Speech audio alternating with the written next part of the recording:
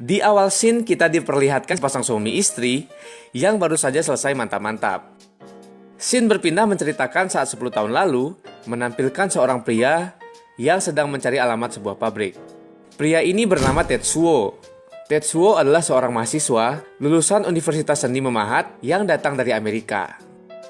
Ia diminta salah satu kenalannya yang bernama Kato untuk mendatangi pabrik itu. Saat Tetsuo masuk dan memeriksa keadaan di dalam pabrik, ia didatangi seorang wanita dan bertanya ada keperluan apa Tetsuo datang ke situ. Wanita ini bernama Maria. Maria adalah salah satu pekerja yang bekerja di pabrik itu. Tetsuo memberitahukan kalau ia adalah orang yang diminta Kato datang dan Maria pun langsung mengajak Tetsuo masuk ke dalam pabrik tersebut dan memperlihatkan isi pabrik tersebut. Ternyata pabrik itu adalah sebuah pabrik pembuatan boneka yang dinamakan boneka cinta atau sebuah boneka yang dibuat bertujuan untuk menemani para pria-pria yang kesepian. Saat Tetsuo sibuk melihat keadaan sekitar, ia bertemu dengan seorang pria yang sudah cukup tua yang sedang terlihat tidur di sofa. Pria ini bernama Kin. Ia adalah seorang perancang boneka cinta yang adalah satu-satunya perancang yang bekerja di pabrik itu. Kin pun langsung bangun, menjelaskan dan menunjukkan ke Tetsuo semua boneka yang sudah berhasil ia buat. Tapi sebenarnya ia belum puas dengan boneka-boneka itu. Aikawa berkata kalau sebelum ia pensiun, ia sangat ingin membuat sebuah boneka yang terlihat sangat sempurna dengan hasil mendekati persis seperti manusia. Tetapi ia masih belum bisa mewujudkannya. Karena itulah, ia meminta Tetsuo datang dan membantunya kalau Tetsuo mau dan setuju. Tetsuo berkata di dalam hati kalau ia sebenarnya sama sekali tidak ada keinginan untuk membangkitkan pabrik yang itu. Akan tetapi, karena Tetsuo membutuhkan uang, Tetsuo pun mengiyakannya dan menyetujui untuk bekerja di pabrik itu. Kin dan Maria sangat senang mendengar hal itu. Keesokan harinya, Tetsuo pun langsung menunjukkan keahliannya dan membuat sebuah boneka yang ternyata lebih bagus dari buatan Aikawa. Saat boneka itu selesai dibuat, Tetsuo, Maria, dan Aikawa memperlihatkan dan menjelaskan boneka itu kepada bos pemilik pabrik tersebut. Bos mereka bernama Kubota. Ia adalah seorang mantan polisi yang memutuskan untuk berhenti dari profesinya karena ia ingin membuka usaha boneka cinta dan bekerja sama dengan Aikawa. Saat memeriksa dan memegang boneka tersebut, bos Kubota bilang kalau boneka ini tidak bagus karena boneka itu tidak terlihat realistis. Boneka itu mempunyai bentuk payudara yang sangat bulat dan besar, tapi pelanggan pasti merasa tidak puas karena yang diinginkan pelanggan adalah boneka yang realistis dan sangat mirip dengan manusia. Bos Kubota akhirnya meminta mereka membuat boneka lagi sesuai keinginannya. Scene selanjutnya menampilkan Tetsuo dan Aikawa berada di sebuah kedai untuk minum bersama. Mereka berdua pun bertukar pikiran membahas bagaimana caranya agar mereka berdua bisa membuat boneka yang lebih realistis. Tanpa disangka, Tetsuo pun mendapatkan ide untuk menggunakan model manusia asli, akan tetapi Tetsuo terlihat kesulitan menjelaskannya dan merasa bahwa Tetsuo tidak punya alasan meminta sang model untuk melakukannya. Kin tetap meyakinkan Tetsuo untuk mencobanya dulu, walau akan ada banyak resikonya. Singkat cerita, mereka pun akhirnya melakukan rencananya. Tetsuo dan Kin memakai baju dokter palsu yang mereka beli seharga 4.309 yen. Model yang mereka tunggu pun akhirnya datang ke pabrik. Tetsuo langsung menyambut model wanita itu. Ia ternyata adalah wanita yang sangat cantik, bernama Sonoko Ozawa, bukan Maria Ozawa. Siapa itu? Saat akan mencetak payudara Sonoko, mereka berdebat siapa yang akan membuat cetakan itu. Mereka akhirnya bersuit dan dimenangkan oleh Kin si Pak Tua. Dan ia kegirangan karena akan melihat dan memegang gunung kembar Sanoko. Saat akan mencetak, Kin malah berkata ia tidak sanggup. Ia menyuruh Tetsuo melakukannya.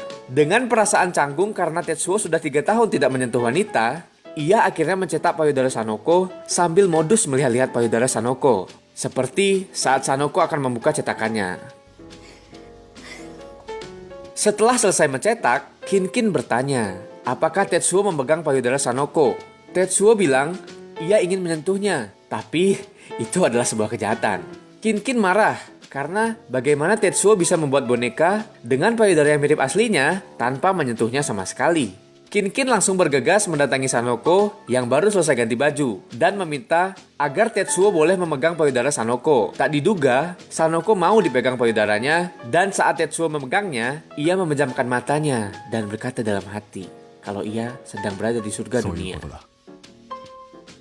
Setelah semua proses selesai, Sanoko pun pamit dan ternyata anting Sanoko tertinggal di pabrik itu. Tetsuo pun berlari, mengejar Sanoko dan bertemu di stasiun kereta. Dengan rasa malu namun berani, Tetsuo menyatakan perasaannya pada Sanoko. Ia menyukai Sanoko pada pandangan pertama.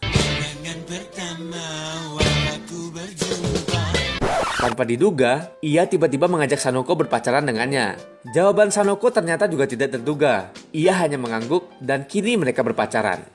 Keesokan harinya, Tetsuo bercerita pada Kinkin soal Sanoko. Kinkin terkejut karena Sanoko menerima Tetsuo padahal mereka baru bertemu. Cerita berlanjut memperlihatkan Kinkin, Tetsuo dan Sanoko sedang makan malam bersama. Sampai di sini, Sanoko belum mengetahui kalau Kinkin dan Tetsuo adalah pembuat boneka pemuas birahi. Cerita berlanjut saat boneka buatan Tetsuo, hasil cetakan Gunung Sanoko, sudah selesai dibuat. Kali ini, bos Kubota sangat menyukai boneka itu. Ia langsung menyuruh karyawannya menjual boneka itu dengan cepat. Boneka dengan cetakan Gunung Sanoko tersebut sangat laris di pasaran. Bahkan, ada yang sampai menjadikan boneka itu pasangannya. Tetsuo dan Sanoko akhirnya menikah. Karena saking gugupnya, Tetsuo malah memasangkan cincin untuk Sanoko ke jarinya sendiri. Mereka sekarang tinggal berdua di sebuah rumah sederhana. Mereka terlihat sangat bahagia bersama-sama.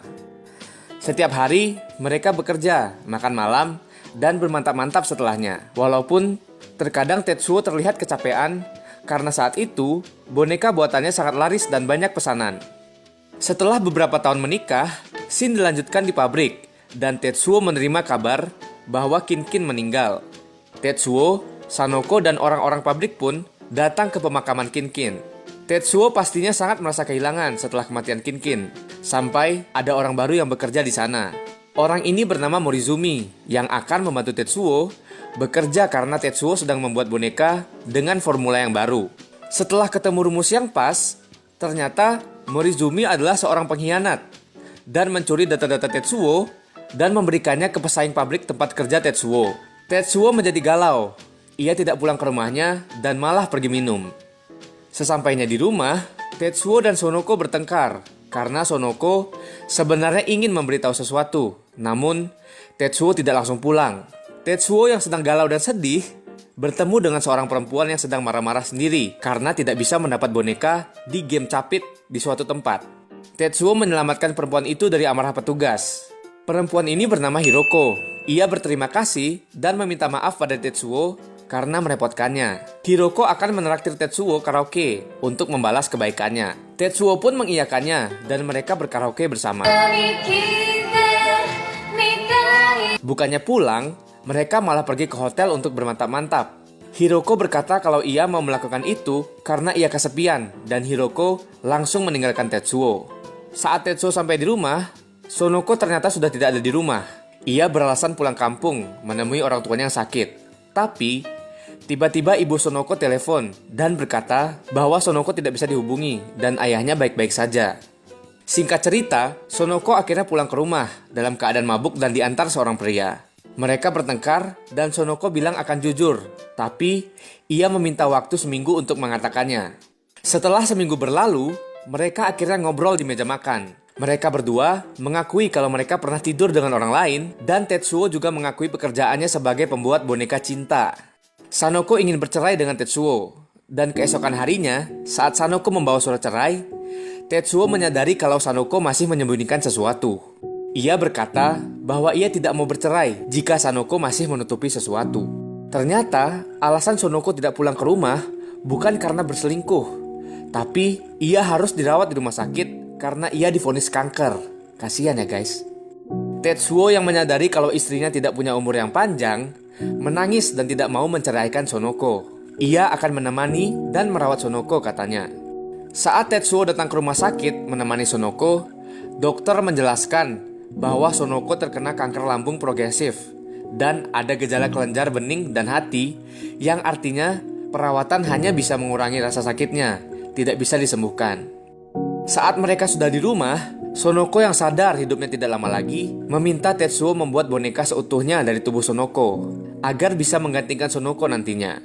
Karena mereka sudah jarang bercocok tanam, Sonoko meminta Tetsuo untuk mantap-mantap dengannya di sisa hidupnya setiap harinya. Mereka melakukan hal itu setiap malam sampai Tetsuo sadar kalau Sonoko semakin kurus. Sonoko akhirnya diceritakan sudah meninggal, dan boneka buatan Tetsuo pun telah selesai. Boneka ini terlihat sangat sempurna, persis seperti impian Aikawa dan Tetsuo. Boneka ini mempunyai bentuk dan kulit yang rasanya hampir sama dengan manusia. Tetsuo menamakan boneka ini dengan nama Sonoko, dengan huruf besar untuk membedakan dengan Sonoko yang asli. Untuk menghormati Sonoko, pabrik itu memproduksi boneka Sonoko dengan terbatas, yaitu hanya 100 unit. Tak disangka, dalam 2 menit, boneka itu pun habis terjual. Tetsuo dan para pegawai pun kegirangan. Beberapa hari kemudian, pabrik itu didatangi polisi dan akan menangkap bos Kobuta karena mereka memproduksi boneka Sonoko sangat realistis dan mirip dengan manusia. Bos Kobuta yang mantan polisi sangat santai dan berkata ia akan menemui Tetsuo dan pegawai lainnya dan mengajak mereka makan-makan setelah 3 hari. 3 hari kemudian, bos Kobuta benar-benar bebas. Benar-benar ya hukum bisa dibeli. Mereka merayakan keberhasilannya dengan makan dan minum-minum. Di akhir film, kita diperlihatkan Tetsuo sedang berjalan di pantai dan bertemu dengan anak-anak yang sedang mengerumuni sesuatu. Ternyata, mereka sedang melihat boneka cinta yang pertama kali dibuat Aikawa. Tetsuo pun tertawa dan film pun selesai. Ending yang sangat sopan.